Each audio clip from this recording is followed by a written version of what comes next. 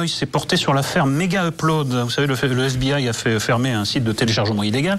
Mega Upload, c'est un nouvel épisode des relations problématiques entre le droit d'auteur et les nouvelles technologies de la communication.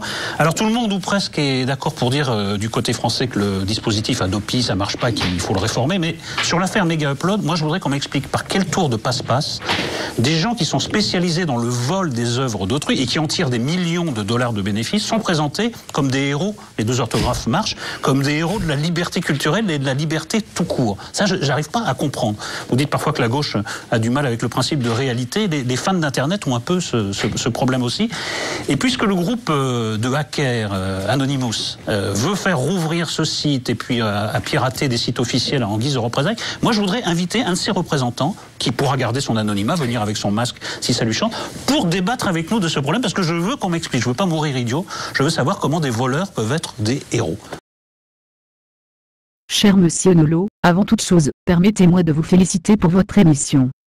Mon nom est Iliane Estevez. Vous ne me connaissez pas, peu de gens me connaissent, et pour cause, je n'existe pas, je ne suis qu'un personnage fictif. Pourtant, le monde dans lequel j'évolue est sensiblement différent du vôtre, je suis un hacker. J'ai été vivement intéressé par votre appel lors de l'émission du 28 janvier.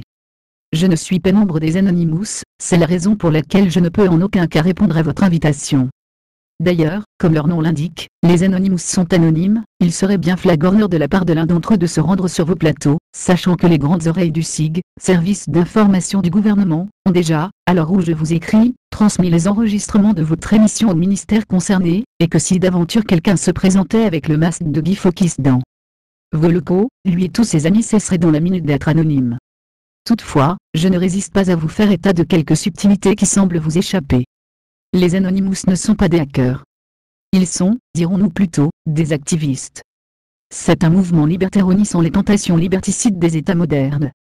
Il n'y a pas un chef des Anonymous, comme il y a un chef de Paris Première, mais des groupes, des équipes, aux sensibilités différentes, partageant un grand nombre de points de convergence sur la philosophie de ce nouveau monde qu'est le net. Il n'y a donc rien d'étonnant de les voir se mobiliser contre la fermeture de Mega Upload.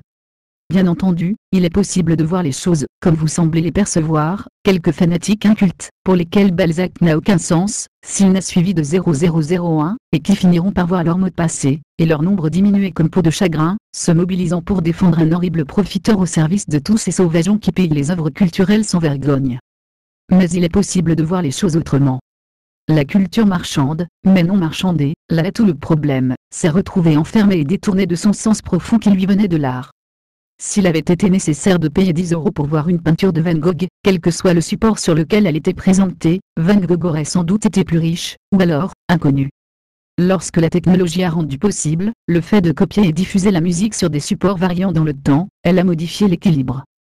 Elle a démocratisé cette arme à l'occasion fait le larron, elle a créé l'édition musicale, comme Gutenberg avait créé l'édition littéraire.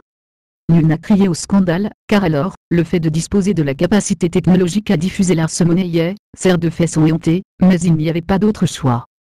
Au passage, tout un monde d'intermédiaires et de marchands du Temple, faubourg du Temple, pour être précis, mais je ne fais pas de publicité, c'est créé pour se gaver comme dans les orgies de Caligula. Personne n'a trouvé à y redire. Mais la technologie a repris ce qu'elle a donné.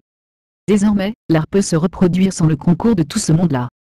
Franchement, Monsieur Nolot, je ne pleurerai pas la chute de l'édition musicale, et même vidéo.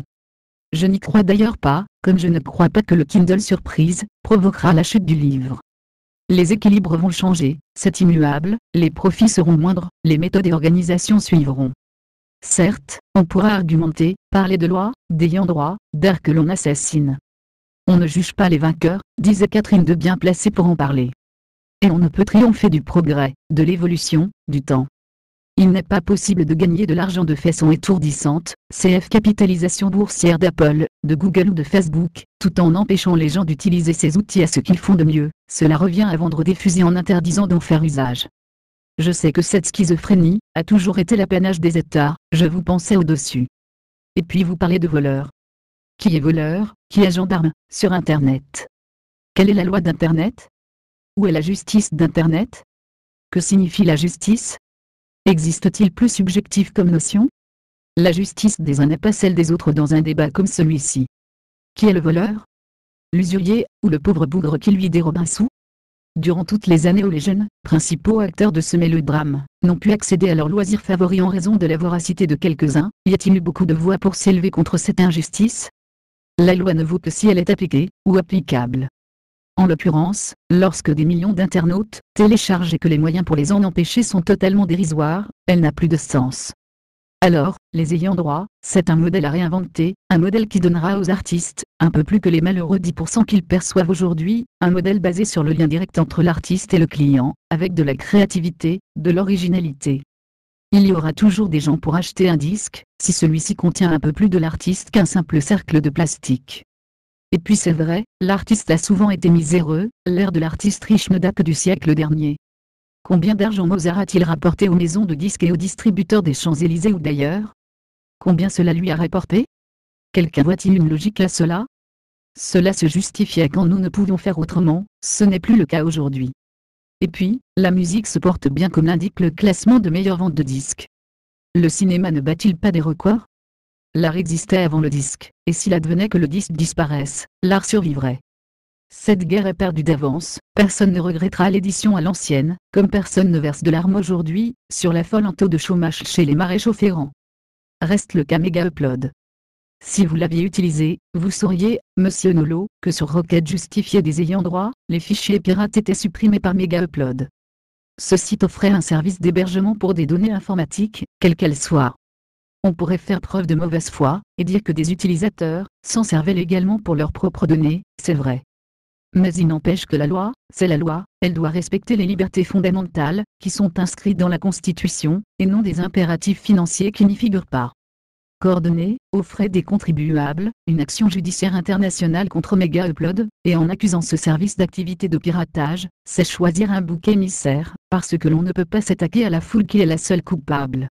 Seriez-vous devenu, Monsieur Nolot, partisan de l'exécution sommaire pour l'exemple? Je ne le pense pas. Aussi, vous ne comprenez pas les Anonymous, leur motivation, leur idéal, peut-être n'êtes-vous pas emporté par ce souffle nouveau, qui court sur la planète et qui fait tomber les tyrans, valser les bourses, sous votre respect, et trembler les impresariés qui auront, de plus en plus de mal à justifier leurs honoraires. Voilà, Monsieur Nolot, ma réponse à votre appel. Pourtant, mon cher Monsieur Nolot, cette semaine, dans toutes les cours d'école, et vous savez combien elles sont le terreau des idéaux futurs, on ne parlait que de Mega Upload, de hackers, de SOPA et de pipa, le sabre et chatilla de l'Internet libre. Cela mérite peut-être, pour vous qui êtes une personne d'ouverture, de s'intéresser de près à la question. Ilian Estevez Natizufri Nation.